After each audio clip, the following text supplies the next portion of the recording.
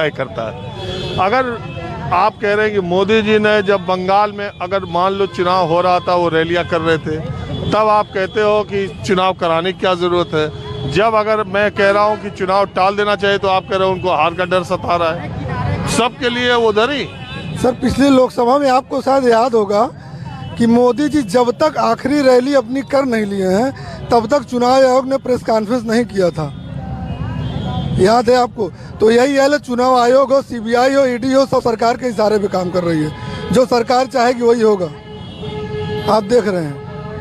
आप जो कह रहे हो सब सही है सर, लगता तो यही है। आपके माध्यम से वही देख रहे हैं, हम लोग भी देख रहे हैं। जनता की आवाज़ यही है। ठीक है, मेरा काम ही है। आलम की अरे हिफाजत अपने करो, कोरोना आ रहा है। आप लोग देखिए गलत बोलते हैं। पिछली बार एक भी आदमी ऑक्सीजन से नहीं मरा, ये संसद में हमारे मंत्री जी ने बोला। तो ये झूठ बात है, कोई मरता उड़ता नहीं है। फर्जी अफवाह फैलाई जा रही है हम लोग के द्वारा, मीडिया के द्वारा, जनता के द्वारा। जो बोलते हैं मोदी जी सच बोलते हैं, वो झूठ कभी नहीं बोलते हैं। एक भी आदमी अब बिना ऑक्सीजन कमी के नहीं मरा। हर परिवार जान रहा है, वो लोग अपने से मर गए होंगे, फांसी लगा के मर गए होंगे, लेकिन ऑक्सीजन कमी से नहीं मरा है कोई भाई।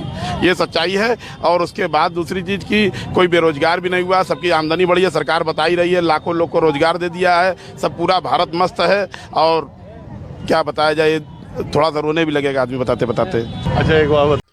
हेलो दोस्तों, मैं हूं फेरोज शेख और आप देख रहे हैं BN5 न्यूज़। अगर आप भी गोदी मीडिया का विरोध करते हैं तो इस चैनल को सब्सक्राइब कीजिए, लाइक कीजिए और इस वीडियो के बारे में कमेंट बॉक्स में अपनी राय को पेश कीजिए। नमस्कार, माहौल क्या है लेकर मैं फिर हाजिर हूँ। आपको पता ही है, एक मिनट।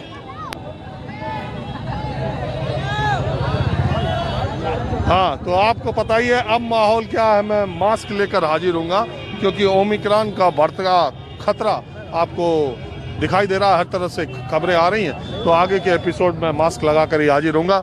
तो मैं बात ये कह रहा था कि जुमे के दिन माइनॉरिटी के लोगों से मुसलमानों के मसाइल, चुनाव के माहौल और ओमिक्रॉन के आते हुए खतरे पर क्या सोच रहे हैं। क्योंकि सबसे बड़ा सवाल ये खड़ा हो रहा है कि अगर ओमिक्रॉन का खतरा है तो क्या उत्तर प्रदेश के चुनाव तय वक्त पर होने चाहिए।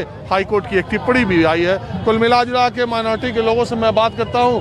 एक नदेसर बनारस में जगह है जहाँ पर बहुत बड़ी मस्जिद है और कुछ लोग यहाँ पर हैं, युवा भी हैं, बुजुर्ग भी हैं।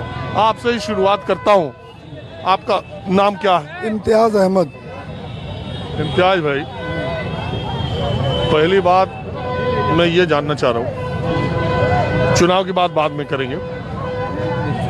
ये कोरोना का ओमिक्रॉन वेरिएंट सुनने में आ रहा, बहुत खतरनाक है। सुनने में आ रहा है कि अब उसकी चाल बढ़ने वाली है। अभी यूपी में, उत्तर प्रदेश में नाइट कर्फ्यू भी लगा दिया गया है।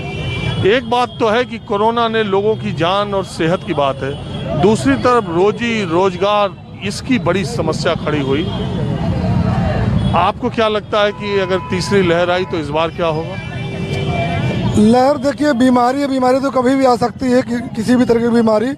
तो लोग जिस तरीके से सरकार की जो गाइडलाइन उसको पालन करें और पालन उस हिसाब से आदमी रहे, दूरी बना के, मास्क लगा के।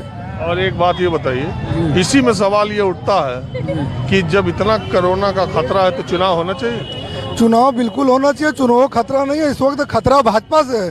तो सबसे बड़ा हिंदुस्तान में इस वक्त कोरोना तो भाजपा है। जो वो अपना हार देख के मोदी जी एकदम घबरा गए हैं।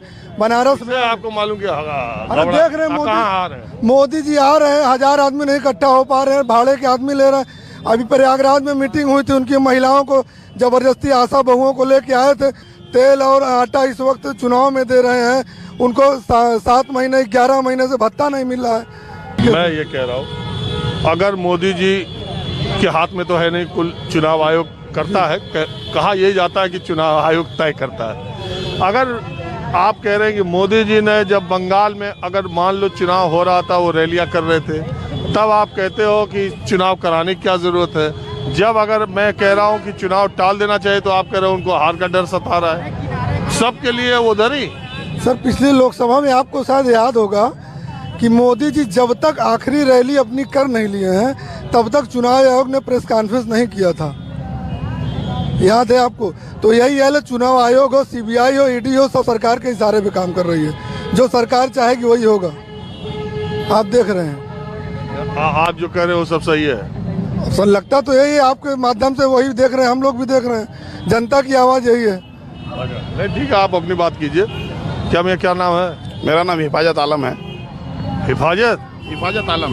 अरे हिफाजत है, मेरा काम ही है। आलम की? हाँ। अरे हिफाजत अपने करो, कोरोना आ रहा है।